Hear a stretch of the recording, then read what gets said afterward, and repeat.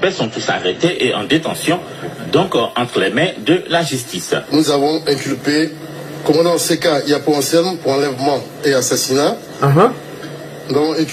On l'a inculpé pour enlèvement et assassinat. Le général Dogo Blé, le lieutenant-colonel Kate Niatoa et le capitaine Sakanoko Mori. L'ex-officier adjoint du SECOS, qui a été arrêté dans cette procédure d'enquête pour rechercher les assassins du général Guy Robert. Dans son audition, le commandant Seka Dans son audition, le commandant Seka déclaré que c'est le général Dogo Blé, qui était colonel au moment des faits, qui avait arrêté le général Guy Robert à la cathédrale au Plateau. C'est Dogo Blé qui l'a arrêté à la cathédrale au Plateau. Et quand il est arrivé sur le lieu de l'arrestation, le commandant Seka Anselme a demandé à Dogo Blé de lui remettre le général Guy, ce qui fut fait. Il a ensuite conduit le général Guy vers la corniche. Il a exécuté et abandonné le corps sur le lieu. De retour à la résidence du général Guy, il trouve il retrouve son épouse assise au bord d'un caniveau tout près de la résidence. Sans autre forme de procès, il dégaine, tire et loge une balle dans la tête des dames de Doudou Guy qu'il tue sur le champ. 2 militaires témoins oculaires ont été entendus. C'est tout cela qui a facilité l'enquête. Et ces militaires-là étaient présents au moment des faits et ont vu le commandant Seka tirer une balle dans la tête des dames de Doudou, épouse Guy. Interpellé pour s'expliquer, le commandant Seka a dit, quand on lui a demandé pourquoi il a tiré sur Doudou Gueye, il a dit il ne comprend pas pourquoi tous les autres proches du général Gueye sont tués ou arrêtés et qu'elle seule était assise au bord de ce caniveau, se demandait pourquoi, qu'est-ce qu'elle faisait là. Donc ça l'énervait. Il a tiré une balle dans sa tête, sans doute explication. Concernant le général Gueye, il a justifié son assassinat par le fait que des renseignements lui sont parvenus selon lesquels le général Gueye et M. Alassane Ouattara, alors président du FDR au moment des faits, en 2002, avaient, selon les renseignements du commandant Seka, préparé et faisait exécuter un plan pour renverser le régime de Seka. Merci beaucoup. Selon les renseignements qui ont été donnés à Seka, Guy Robert, Alassane Ouattara voulait faire un coup d'État. Donc, qu'ils ont mis la main sur lui, ils l'ont assassiné. J'allais vous montrer pour le président Alassane Ouattara où il a échappé, tout ça là. On continue. Commandant Seka est donc inculpé pour enlèvement et assassinat de plusieurs personnes, dont le général Gueye, son épouse, son aide de camp, le capitaine Fabien et bien d'autres proches de l'ancien président, Guy Robert. Et il est également inculpé pour l'assassinat de l'ex-aide de camp de son excellence, monsieur le président de la République, au moment des faits. Le parquet pourrait requérir des exhumations. Merci beaucoup. Et le procès, ils ont rendu maintenant le verdict ici. Attendez, je vais vous montrer le verdict. Ça, c'est leur incubation. Et on vous soulève des sujets banals comme ça, que Sissi aurait, entre guillemets, dit ou fait des aveux. Alors qu'ils savent qu'il y a eu procès dans le cas du général Robert Gueye. Voilà, on écoute ici ce reportage. Après 5 heures de délibération, le verdict est tombé. Condamnation à vie pour le lieutenant-colonel Bruno Dogobli, le capitaine Anselme Seka Yapo et le sergent-chef Dali Bassiri. 10 années de prison pour 13 soldats. Coupable des faits d'assassinat et de complicité d'assassinat du général Robert Gueye, son épouse Doudou Rose, du capitaine Fabien Koulibaly et des membres de sa garde rapprochée. Ils doivent payer à titre de dommages et intérêts la somme de 500 millions de francs CFA à la famille du général Robert Gueye, 100 millions de francs CFA à celle de Doudou Rose et 250 millions de francs CFA à la famille du capitaine Fabien Koulibaly. Par ailleurs, 13 autres prévenus ont été acquittés. Pour les familles des victimes, c'est un grand soulagement. Savoir que des officiers ont été condamnés, quelque part... Juliette Koulibaly, mère de capitaine Fabien Koulibaly. Ça fait mal. Que tout le monde sache qu'on ne peut pas, de son propre chef ou impunément, commettre des actes qui sont... La sœur de Fabien Koulibaly est là, elle est là, au procès. Vous voyez, à tous ces prévus, vous venez accuser Sissi. Réparable. Il fallait que justice soit faite. La décision du tribunal est diversement interprétée par les avocats de la défense et de la partie civile. Déçu. C'est bon, j'ai revenu sur le cas IB. Il était important que je vienne apporter mon soutien à Sissi, laver son honneur, laver son image.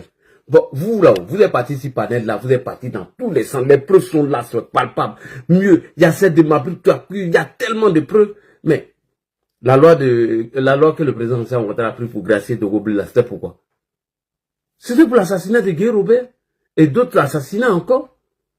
Pourquoi Sika Nsema est là-bas? On vient vous mettre dans des débats pour vous distraire, alors que les mêmes gars ont été les relais des fake news qu'ils ont lancés sur la mort du président Hassan Ouattara. Pourquoi? Parce qu'ils veulent cacher les crimes qui ont été commis à Padjaga et que IB n'arrive pas à faire face. Vous s'en prenez sang, il vient vous dire des conneries, des bêtises, et vous écoutez ça. Mais c'est un vomi. Il a fait 2 vidéos que les gars l'ont vomi. Vous ne venez plus sur Facebook, il connaît, il peut venir sur Facebook. Parigo, il y a un cadeau pour toi. Parigo, il y a un cadeau pour toi. Premier cadeau pour toi. Pour le retour de Guillaume Soro. Il est venu, j'ai eu tout à l'heure. Parigo, je suis un archiviste. Parigo. Monsieur Laurent Gbagbo demande le retour du président Guillaume Soro en Côte d'Ivoire.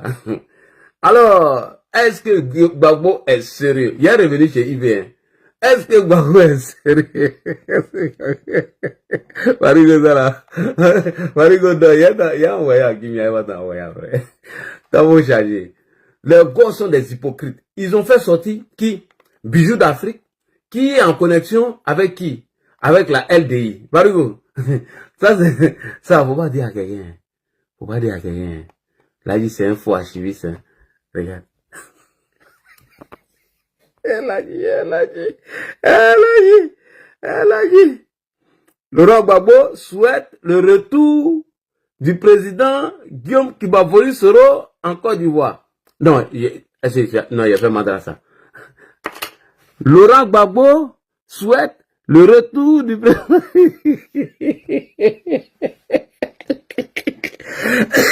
Voici quelqu'un qui demande le retour de Guillaume Soro. Après le verdict de la CPI, comment Ouattara prépare le retour de Laurent Gbagbo en Côte d'Ivoire?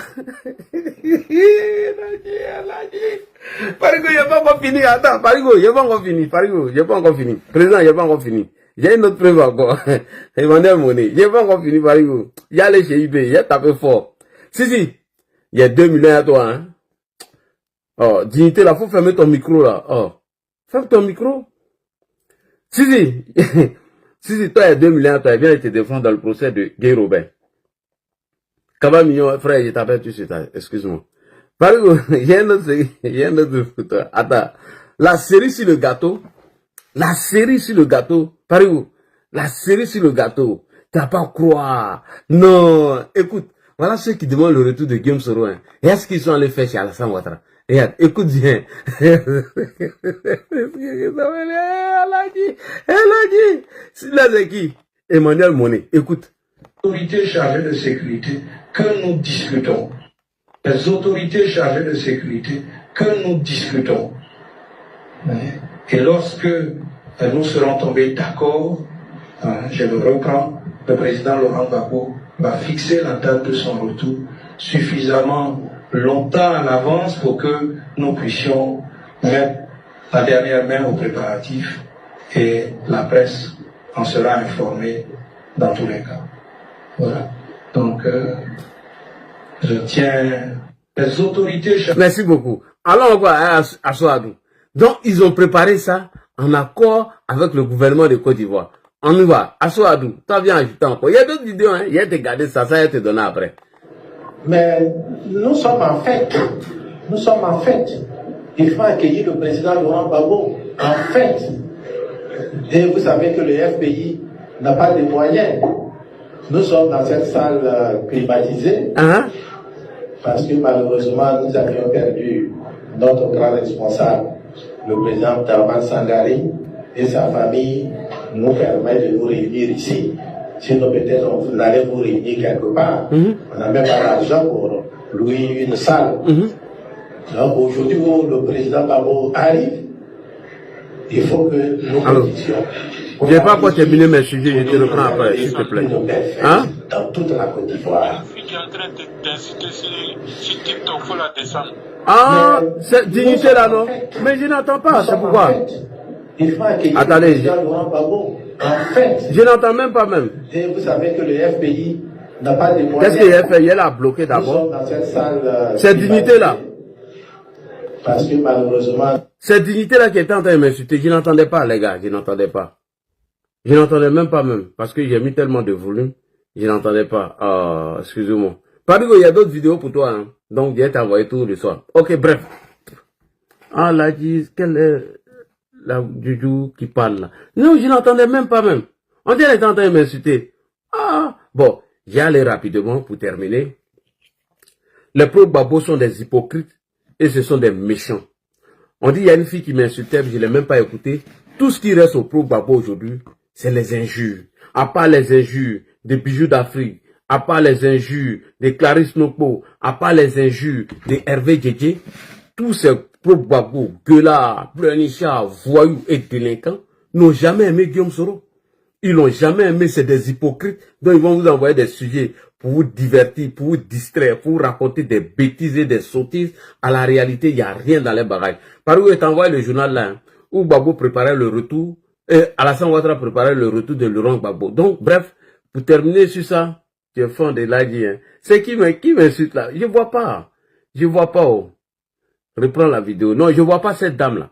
Je vois pas cette dame. J'ai allé rapidement sur le cas de IB. Donc, j'ai fini rapidement. Je vais aller rapidement sur IB. Bref, c'est pour vous dire quoi. Premièrement, le sujet qu'ils ont entamé concernant la mort de Gueye Robert Yerezoun. La mort de Gueye a profité à M. Laurent Gbagbo, puisque c'est le général de Goblé qui a été utilisé par M. Laurent Gbagbo, qui était au devant des chats depuis Akode, et ils ont commencé à tirer sur les éléments de Gueye, afin de chasser Gueye, et puis ils sont revenus.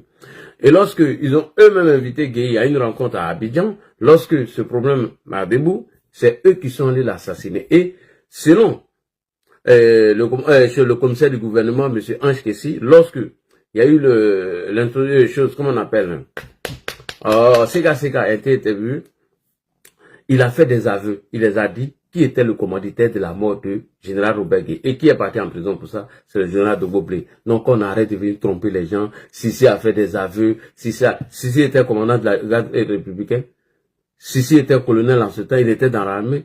Il est venu mentir devant les gens, on va prendre les instants pour vous raconter des bêtises. Maintenant, concernant le retour de Guillaume Soro, voilà eux-mêmes qui ont préparé le retour de Gbagbo, conformément à l'article 21 de la Constitution de la République de Côte d'Ivoire, en accord et en partenariat avec qui? Avec les autorités ivoiriennes. Et les journaux bleus ont fait la publicité. Et c'est eux qui vous disent aujourd'hui, restez là-bas, non, faut pas Soro à venir, Gbagbo s'il prend le pouvoir, il va le faire venir. Après, ils disent encore, oui, si le président Laurent Gbagbo prend le pouvoir, on va voir le cas de Soro, Soro serait jugé et libéré.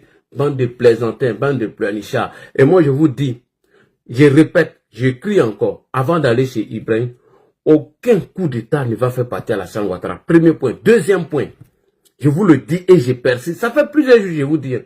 Aucun mouvement de rue va faire partie à Alassane Ouattara. Et je vais vous dire, comme Alassane Ouattara va partir du pouvoir, après son deuxième mandat dans la Troisième République, avant la fin de son mandat là, il va faire un truc là, où toute la Côte d'Ivoire va parler de lui. Et c'est dans ça maintenant, on va lui demander encore de refaire. Le président va dire que je suis fatigué, il veut partir. À part ça là, il y a rien. On le réclamait encore. Hein. Tout ce qu'ils sont en train de vous dire là, au début je ne croyais pas. Hein. Quand ils m'ont dit qu'Alassane Ouattara serait réélu président, que c'est Dieu même qui a mis ça dans son destin, je ne croyais pas. Moi j'ai pleuré quand Amadou Bon était choisi comme candidat. Dieu a dit non, que le monsieur n'a pas encore fini sa mission. Dieu a pris l'âme de Amadou Bon Coulibaly. Dieu l'a dit, toi là, tu n'as pas encore fini, il faut venir. Et Kader Sanogo l'avait déjà dit à des responsables RHDP. Kader Sanogo était à Korogo lorsqu'ils étaient en train de célébrer le choix sur la candidature d'Amadou Bon. Il a dit à nos parents, Kader Sanogo est là. Il a fait des révélations. Allez-y demander à Kader. Son livre là parle de la succession d'Alassane Ouattara. Kader Sanogo, je répète son nom. Donnez-lui un peu, sinon il a trop galéré. Il va vous dire, Kader Sanogo, je répète, il a déjà parlé de la succession du président Alassane Ouattara dans son livre. Kader sait. Il sait que Ouattara n'est pas compris à partir. Ouattara, il n'y a pas quelqu'un. Dieu fait rien pour rien. Donc, tout ce que vous êtes en train de faire, c'est de d'abacher. Il n'aura rien en Côte d'Ivoire. Par rapport à vos coups d'État que vous préparez, il n'aura rien. Tous ceux que je connais ici, j'ai cité leur nom, sous le de Paris, depuis 1997, il est en France. 2000, il avait, en 2000, ça faisait 3 ans qu'il était là. Plus 25 ans, 28 ans, Soulé n'a pas mis les pieds en Côte d'Ivoire. En 2020, Soulé disait qu'ils vont renverser Ouattara, afin que lui, il va au pays, et il va porter ses bargots, manger à Loko à 16h. Soulé de Paris, manger à Loko à 16h. Depuis les années 2005, on ne parle plus de ça. Ses bargots à Loko 16h, on ne parle plus. Lui, il est déconnecté même de la réalité. Nina Begré, elle est partie en 2019 en Côte d'Ivoire. Elle était cachée là-bas. en 2019 et 2020, là, ça fait plus de 6 ans, elle n'a pas encore mis les pieds en Côte d'Ivoire. Moi-même, là, dit Chérif, 4 ans, je n'ai pas mis les pieds en Côte d'Ivoire. J'ai dit, c'est arrivé, il était déconnecté. Je vais vous faire des aveux pour que les gens qui sont en train de vous tromper, là, ils n'arrivent pas à vous tromper. Hein. Tous les miliciens de Gbagbo, ils sont tous ici en train de faire Dagbashi. Hein. Les petits frères de Marie-Jeanne Tagbo, qu'on appelle Valou, Zorito est mort, les jumeaux ont fui. Eux, ils sont plus en Côte d'Ivoire, ils sont vers Ghana maintenant. Les jumeaux, ceux qui brûlaient les gens en Côte d'Ivoire là. Je vous cite les noms. Marie-Jeanne Tagbo n'a pas été avec pour ça. Son petit frère s'appelle Valérie Di Valou. C'est elle qui brûlait les gens à Sigoji. Et il y a un encore qui s'appelle Dopacom. Je vous cite les noms. Tous les miliciens là. Les jumeaux là, c'est eux qui ont brûlé les choses. Il y a des imbéciles là. Des jumeaux qui étaient à la Sikoji, pont Vagabond. C'est eux qui ont brûlé M. Lassinan sur le pont. Vous voulez que je parle? Ils sont plus là, ils ont tous fui. Zorito, vous savez comment il est mort? Je vais vous dire comment Zorito est mort. Zorito est tombé malade au Ghana. Parce que les Zorito là, ils étaient du côté vers chose là, comment on appelle là, après 16e arrondissement. C'est eux qui faisaient les barrages pour arrêter les gens. Quand vous dites que les taux, par contre, tous ceux-là, ils sont ici, il n'y a aucun qui serait encore devant en chômage. Et même connaît, et puis il n'y a pas un qui peut mettre les pieds là-bas. Malgré on les a pardonnés pour réconciliation, hein, ils ne peuvent pas mettre pieds là-bas. Tous ceux qui sont ici, c'est les Dagbashi, les plaisantins. Les vrais guerriers de Gbagbo là, ils se cachaient derrière la BAE. J'ai les vidéos ici, je peux vous montrer. Vous allez voir camion de BAE où les gars se cachaient derrière pour aller attaquer les gens. Ça fait premier point. Il mettait fake news que tu lances là, c'est poteau. Il y avait un gars qu'on appelait Série Danger l'amour. Vous allez me faire parler, hein, il a vomi un peu. Pour vous dire que c'est des gros plaisantins qui sont à Paris ici. Il y a un gars qu'on appelait Série Danger l'amour, il était à la Selmer. Série Danger l'amour, c'est eux qui montraient le quartier des gens. C'est eux qui montraient la cour des gens. À un autre Pacom, que je connais bien, j'étais à une de ses sœurs. Lui aussi, il était à la Selmer. Eux tous ont fui. Tous les pro-Gbagbo miliciens là. Ils sont sur TikTok, il n'y a aucun. Moi, je vous dis ça, il aura élection, rien du tout. Fouille. Fouille. Nous, on n'est pas dit faire la résistance. On n'est pas dit faire la résistance. Vous jouez, hein, quelqu'un qui ont annoncé sa mort. Là où ils ont décrété plateau zone rouge, nous, on est sortis. Oh, j'ai dit, il n'y a aucun mouvement de rue qui a fait partie à la Ouattara. Je vous jure sur tout ce qui m'est cher. Aucun mouvement de rue qui a fait partie à la Ouattara. C'est la plaisanterie. Tout ce qu'ils font, ils annoncent sa mort, ils lancent les fake news à partir du Burkina. C'est blanc. Inch'Allah. J'ai dit, les gars, écrivez, enregistrez cette vidéo. En 2025, là, après le scrutin, là, vous avez me dit, Johnny Patrick, quand on a un son hein? Johnny a un son il peut pas, il peut rien faire. J'ai dit, il n'y a aucun pro-Gbagbo qui va sortir. Un jour, j'étais à l'agence d'Orange à Cocody.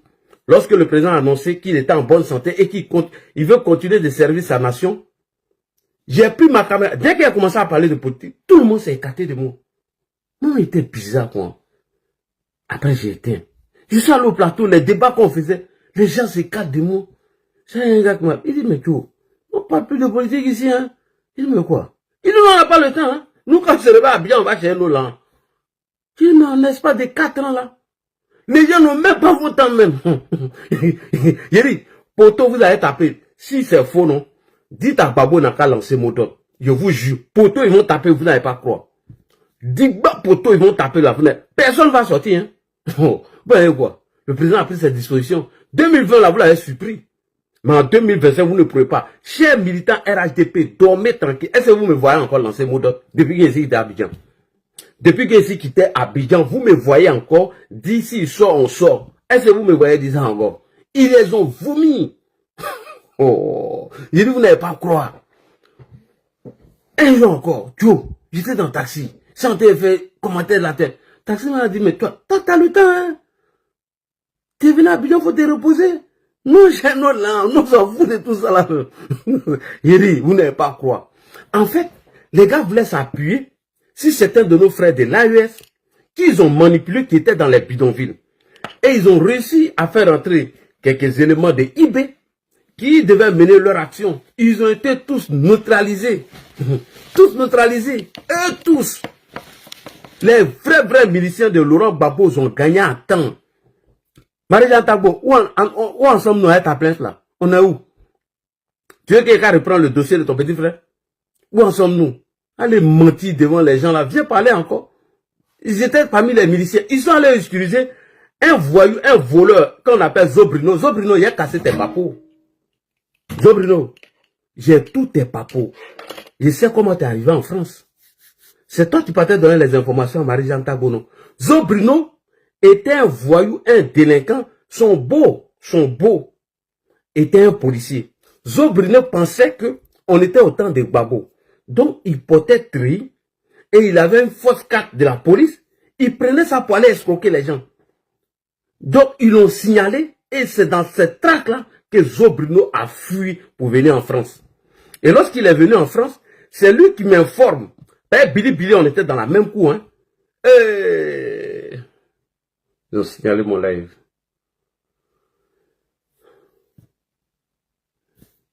Mon live a été signalé. Mon live a été signalé.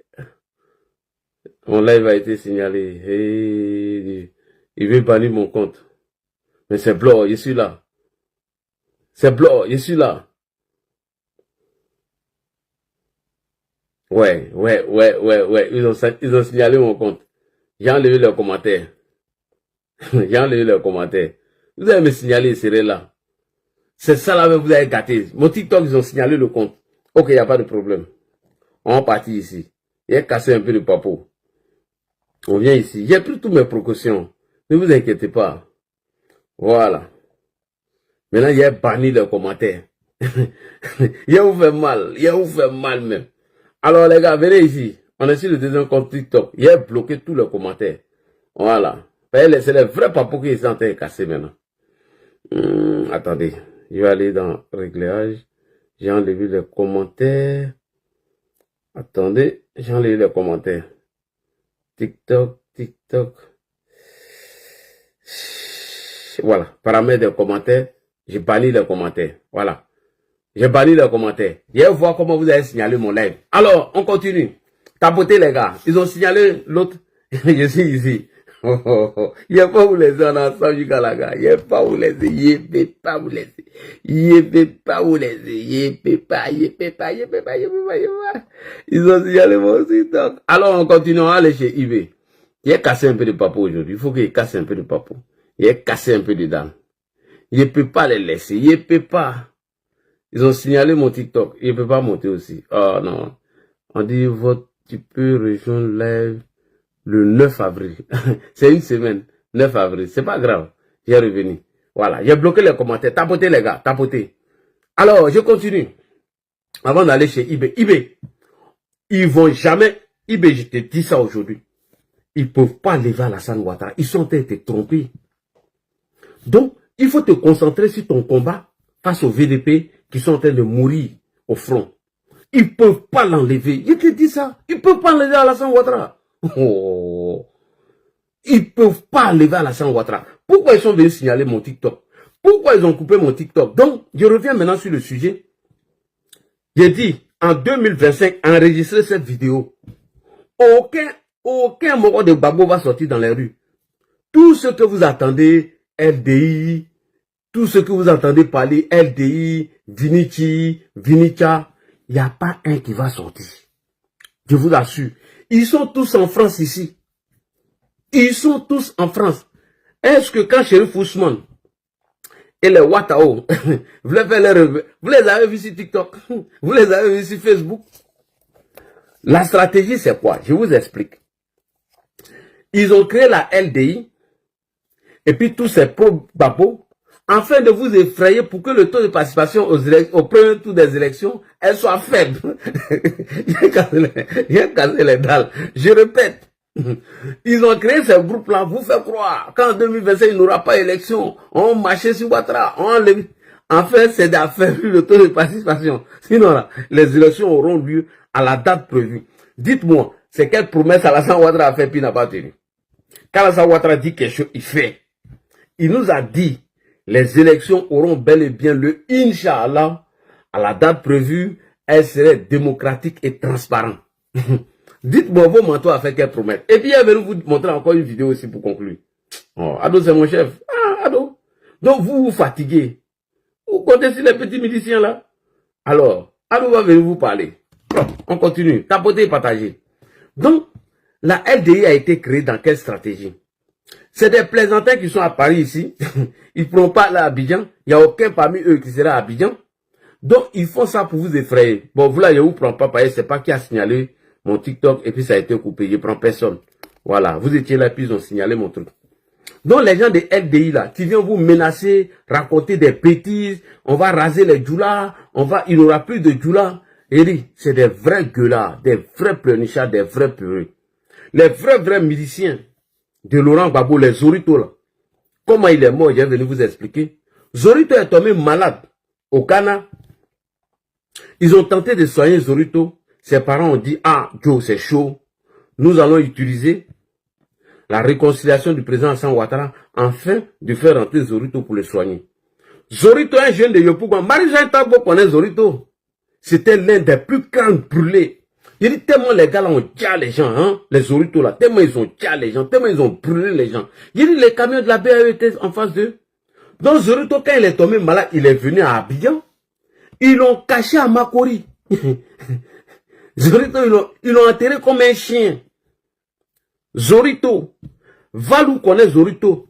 Valou, le petit frère de Marie-Jeanne Tagbo. Il connaît bien Zorito. Il connaît Do Pacom.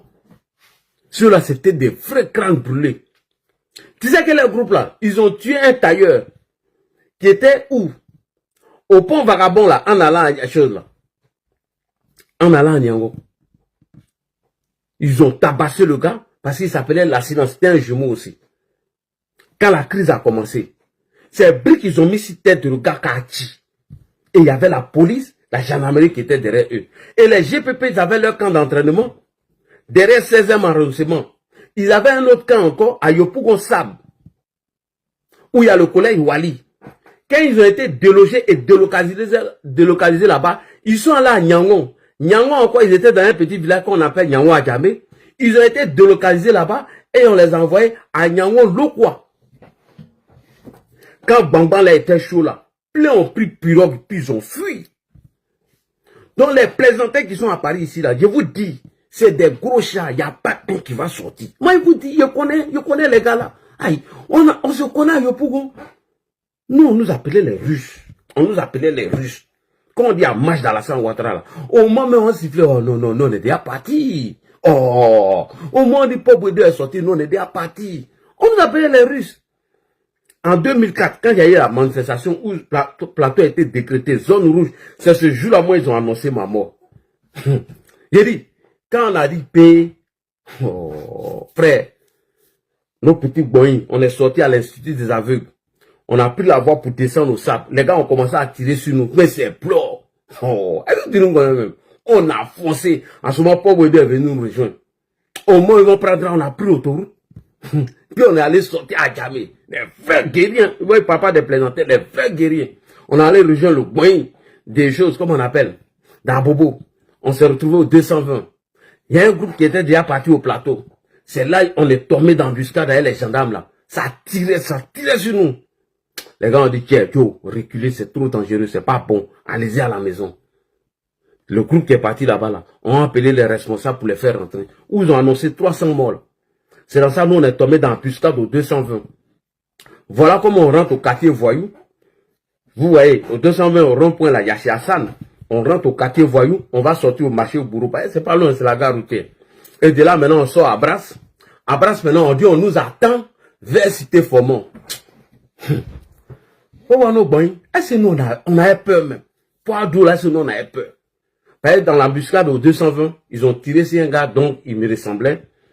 Donc, les premiers groupes qui sont rentrés avant nous à Yopougon, ils sont arrivés au quartier, ils ont dit, nos gars, on dirait la douffe, hein. Vous voyez, on a vu quelqu'un, voilà. Moi, il s'est arrivé vers 14h15, moi, il s'est arrivé, les gens étaient en train de pleurer, on dit, c'est moi, il douffe. Nous, on a fait ça pour Alassane Ouattara. Et Alassane Ouattara était dans 4 mètres carrés. On lui dit, il contrôle tout l'étendue du territoire et il a l'armée.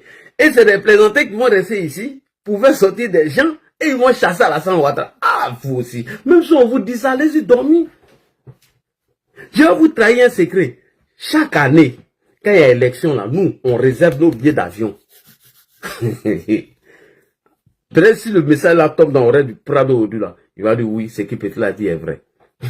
Chaque année là, nous, on paye nos billets. Et puis nous, on ne fait pas d'agbachi. Hein. Et quand ça commence là, Quand Gbagbo était au pouvoir, c'est au Ghana on descendait. Maintenant là, c'est à Abidjan. On prend votre direct. Nous, on met nos billets à jour. Et puis on paye des taxes dessus. On met nos billets à jour. Vous avez entendu Hubert ici, non? Il dit en octobre, là, lui il parle plus. Hubert, un jeune gourou, il est en Suisse. Il dit lui il parle plus. Il dit ce que vous avez fait, vous avez fait. Il dit, en octobre 2025, là, lui il prend son billet, il s'en va. Et je vous jure, vous ne verrez aucun plaisantin dehors. Vous n'allez pas les voir. Tout ce qu'ils sont en train de faire en ce moment, c'est d'escroquer des moments qu'ils ont commencé à mettre des cotisations ensemble. Comme de la manière ils ont fait la Dream Team, hein, où Bédi a donné 4 milliards. Et ils ont bouffé cet argent-là. C'est des escrocs, hein, les vidéomans que vous voyez ici, là, c'est des vrais escrocs. Ils vont bouffer l'argent des gens et ils ne vont pas faire sortir quelqu'un. Donc, je reviens à toi, IB. Il faut faire très attention. Tes fake news que tu lances contre Alassane Ouattara et que tu es à la recherche des cyberactivistes, soit disant que c'est eux qui ont balancé ces fake news. IB, si tu ne fais pas attention, je te jure, hein, ta guerre aveugle contre Alassane Ouattara va te faire chuter. Moi, là, je te dis ça, enregistrer ça, allez lui donner. Ta guerre contre Alassane Ouattara, qui n'a ni fondement, si tu ne fais pas attention, tu vas chuter sans t'en rendre compte. Pose la question à Assimi Goïta, pourquoi il ne s'attaque plus à Alassane Ouattara? Pose la question. Abdraman Tiani ne le fait pas, c'est toi. Mais toi, je te comprends. Parce que toi, tu es paresseux, tu ne veux plus aller au front. Toi, tu penses que l'opposition, ça là, il peut faire dégager Alassane Ouattara? Des gens qui ont boycotté les élections pendant près de 10 ans. C'est eux qui ont venu gagner Alassane Ouattara. Des gens même qui n'ont même pas pu gagner le parti politique d'Alassane Ouattara dans aucune élection. C'est eux qui vont venir le gagner. Et j'ai entendu Abiba Touré dire qu'ils ont enregistré des morts sur la liste électorale et que c'est d'autres personnes qui vont voter à leur place. Abiba, demain là, hier te répond, on prépare toi ta réponse demain. Donc bref, c'est pour vous dire, la LDIO, Bijoux d'Africo, et Clarisse Noko, les xénophobes là, les Hervé Djedji, les plus radicaux de Gbagbo là, il n'y a pas un, c'est des gros peureux.